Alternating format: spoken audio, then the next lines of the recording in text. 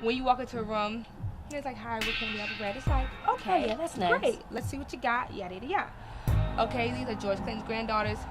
Then they start thinking and like, it's like, oh, yeah, like, okay, their perception might think that we might do funk. right.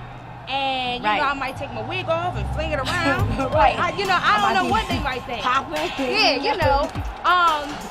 And, you know, we ladies, so we ain't going to go as far as Granddad. Yeah. But they're expecting us to be wild, and when they see us being a little bit more tame, it's like, oh, these are George Clinton's granddaughters, okay. Right.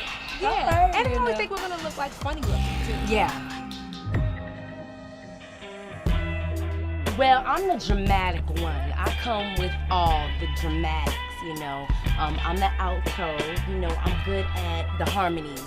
You know, what harmonies we're gonna do, good at harmonizing, you know, we got that soprano, alto balance.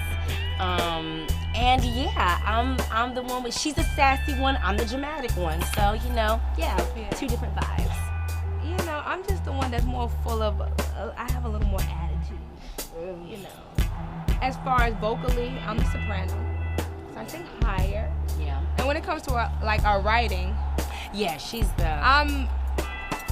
That's where my sass comes into play. Like I'm good at like talking and and coming up with like cute little melodies. She's the one who can take my talking and say like, okay, let's not be that. Why don't we turn it into this? Or let's turn it into this. Yeah, I'm the poet. Yeah. And so all my stuff is all poetic, and she's more like, she can get street with, she can get like, you know, the urban talk, and I'm like, let's change it to this.